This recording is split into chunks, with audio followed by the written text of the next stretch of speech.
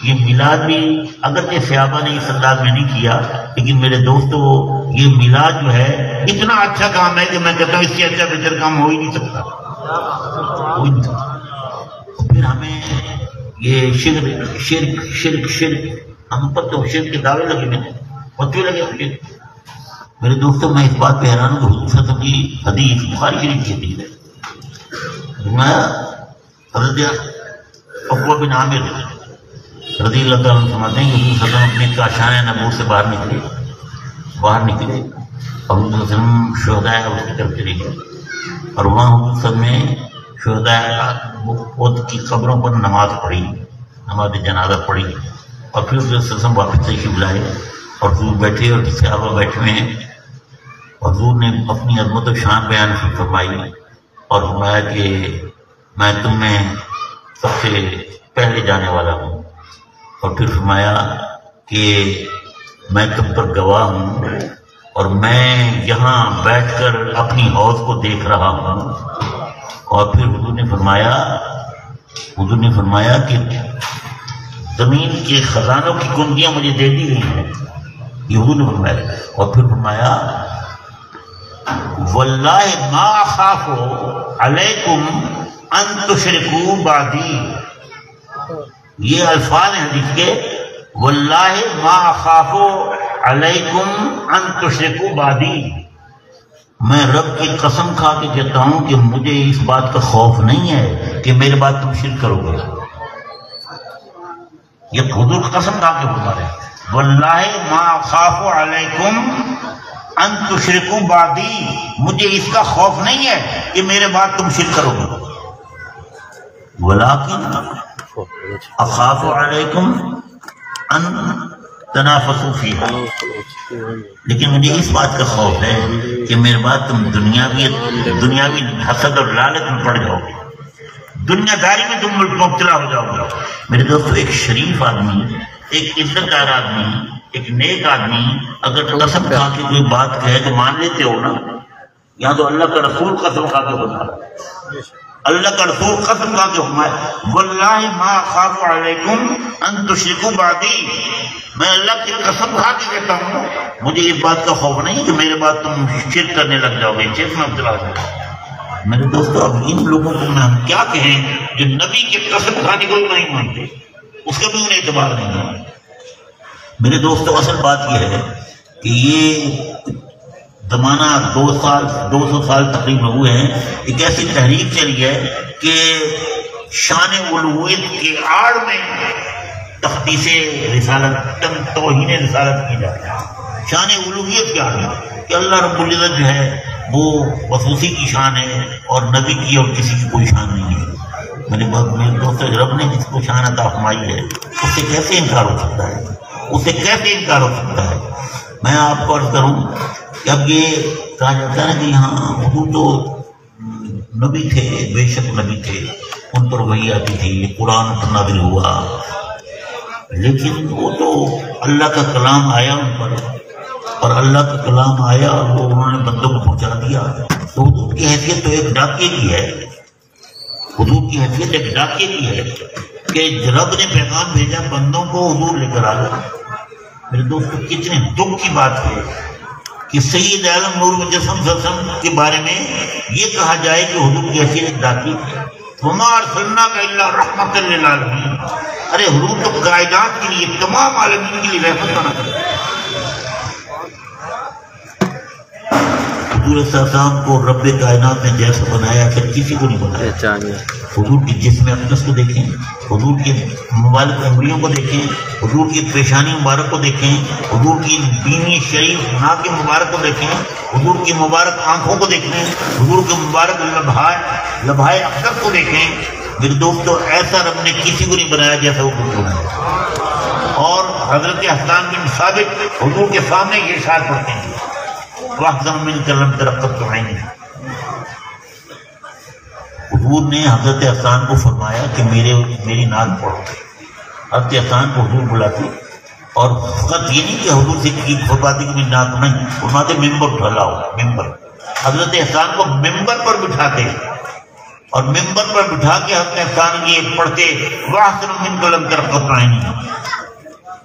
تو پیارے حبیب میں نے تو آپ جیسے میری آنکھ نے آپ جیسا حسین دیکھا ہی نہیں. اور کیسے دیکھتا میں کسی ماں نے آپ جیسا حسین جنا ہی نہیں تھا کیسے دیکھتا. تو میرے کہنے کا مطلب یہ ہے کہ یہ حضور صلی اللہ علیہ وسلم کی جسمانی جو حسن خوبی ہے کمال ہے یہ سب ان لوگوں نے اس کو کم کرنے کی کوشش کی. کہ حضور تو ہم جیسے تھے, حضور کھاتے تھے, حضور پیتے تھے, حضور چلتے تھے, حضور پھرتے تھے, حضور نے شادیاں کی, حضور کی اولاد ہوئی. میرے دوست بے شک حضور کھاتے تھے, پیتے تھے, حضور چلتے تھے, پھرتے تھے, حضور نے شادیاں کی, حضور کی اولاد ہوئی, لیکن اللہ گواہ ہے کہ رب کائنات نے جیسا حضور کو بنایا کسی کو نہیں رکھا.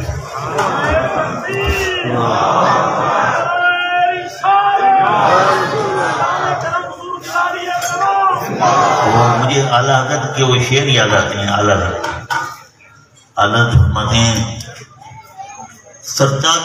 اللہ کی سرتاب ختم شان ہے یہ, اللہ کی سرتاب ختم شان ہے یہ, ایسا نہیں انسان وہ انسان ہے یہ. اللہ کی سرتاب قدم شان ہے یہ, ایسا نہیں انسان وہ انسان ہے یہ. قرآن تو ایمان بتاتا ہی نہیں. قرآن کہتا نا فلا وربک لا یؤمنون حتی یحکموک فیما شجر بینہم, کہ پیارے حبیب یہ تو مومن ہو ہی نہیں سکتے, مومن ہو ہی نہیں سکتے جب تک آپ کی ہر بات کو مان رہے دل و جان سے. تو قرآن تو ایمان بتاتا ہی نہیں. ایمان یہ کہتا ہے میری جان ہے, ایمان یہ کہتا ہے میری جان ہے. میرے دوستو آپ یہ بتائیں کہ انسان کا پیشاب پخانہ ناپاک ہے یا نہیں؟ اس میں لگ جائے نماز نہیں ہو سکتی نا. لیکن رب کائنات نے اپنے حبیب کے تمام فضلات کا تمام فضلات. کتنی روایتیں ہیں حضرت تشریف فرمائیں, کتنی روایتیں ہیں کہ انہوں نے ایک برتن میں پیشاب کیا, اس خیال سے کہ پھر صبح کو اسے پھینک دیں گے. ایک سیابی آئی ام ایمن, حضور کی خاتمہ آئی برکت, انہوں نے کہا پی لیا پیشاب. جب پیا حضور کو پتہ چلا تو حضور نے یہ نہیں فرمایا ارے میرا پیشاب تھا جو ناپاک پی لیا, تم نے پیشاب پی لیا ناپاک کی تم نے پی لی. میں اب تمہیں پیٹ کی بیماری کبھی نہیں ہوگی, پیٹ کی بیماری کبھی نہیں ہوگی. ایک حضور کے صحابی تھے حضرت ابو طلحہ, جان تھے حضور خون نکلوا, جونکیں لگتی تھی پچھلے زمانوں میں, جونکیں لگتی تھی تو حضور نے جونکیں بچنے لگوائے اور وہ خون جمع ہوا ایک پیالے میں. آپ یقین کریں خون حرام ہے نہیں. قرآن کہتا ہے کہ دم اور میتا اور لحم الخنزیر یہ حرام ہے. آپ کسی انسان کا اگر خون پی لیں تو بالکل حرام ہے. حضور صلی اللہ علیہ وسلم کا وہ خون جو حضور کے جسم سے نکلا ہوا تھا وہ ایک پیالے میں رکھا تھا. حضور نے اپنے صحابی کو, اپنے خادم کو عبداللہ کا کسی محفوظ جگہ پہ پھینکا. وہ چلے گئے اور انہوں نے سوچا کون سی محفوظ جگہ, انہوں نے سوچا سب سے محفوظ جگہ تو میرا پیٹ ہی ہے. وہ پی گئے, حضور کا خون پی گئے.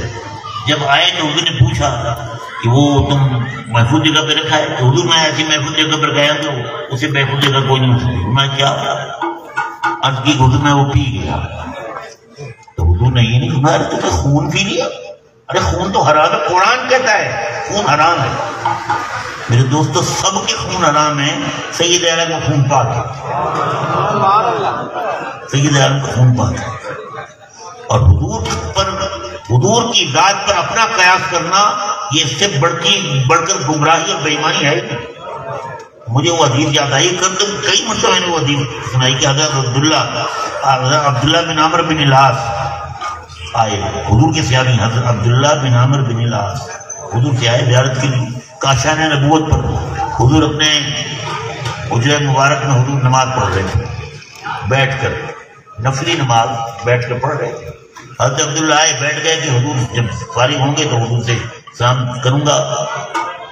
جب حضور نے سلام پھیرا تو حضرت عبداللہ نے عرض کی حضور ہم نے آپ کی زبان سے سنا ہے, آپ کا فرمان ہے, آپ کی حدیث ہے کہ کھڑے ہو کے نماز پڑھنا دگنا ثواب ہے بیٹھ کے پڑھنے سے. یہ آپ نے بھی بات سنی ہے کہ سنی ہے کہ کھڑے ہو کے پڑھنا دگنا ثواب ہے بیٹھ کے پڑھنے سے. تو حضرت عبداللہ نے کہا کہ انت تصلی جالسا، حضور آپ تو بیٹھ کے نماز پڑھ رہے ہیں، بیٹھ کے نماز پڑھ رہے ہیں. کیا مطلب؟ ان کا مطلب یہ تھا کہ بیٹھ کے پڑھ رہے ہیں تو عادت ثواب ہے، اور کھڑے ہو کے پڑھیں گے تو دگنا ثواب.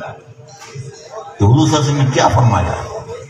حضور نے یہ نہیں فرمایا کہ عبداللہ میں تھک گیا تھا، ذوق محسوس کر رہا تھا، کمزوری کا غلبہ تھا، میں کھڑا ہونا میرے لیے گوارا نہیں ہوا، میں نے کیا، میں بیٹھ کے پڑھنے لگ گیا، نماز میں نے بیٹھ کے پڑھ لی. حضور نہیں فرمایا، حضور میں لاکنی لست کاحد منکم، اے عبداللہ تم میں سے کس کی طرح ہوں؟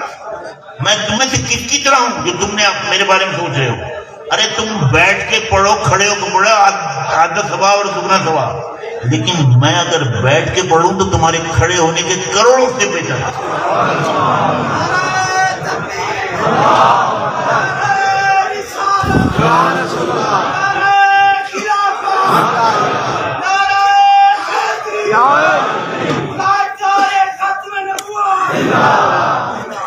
ضرورت ہے اس چیز کی، اس کو اجاگر کرنے کی.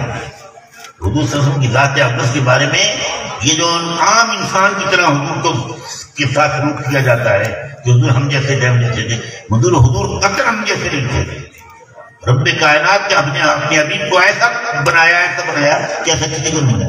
رخ مصطفیٰ ہے وہ آئینہ کہ اب ایسا دوسرا آئینہ نہ ہمارے چشم خیال میں نہ دکانیں آئینہ ساری. آخری بات آپ سے کر رہا ہوں، آخری بات. میرے دوست آپ یہ بتائیں کہ ہم وضو کرتے ہیں نا، وضو تو 3 دفعہ اگر آزاد دھوئیں تو یہ افضل ہے. 3 دفعہ آزاد دھوئیں تو افضل ہے. لیکن 1 دفعہ دھونے سے بھی وضو ہو جائے گا نا، اور نماز بھی پڑھ سکتے ہیں آپ. حضور صلی اللہ علیہ وسلم نے، یہ عام آدمی کی بات کر رہا ہوں، 3 دفعہ پڑھیں تو افضل ہے. 1 دفعہ دھوئیں تو وضو پھر بھی ہو جائے گا، نماز ہو جائے گی.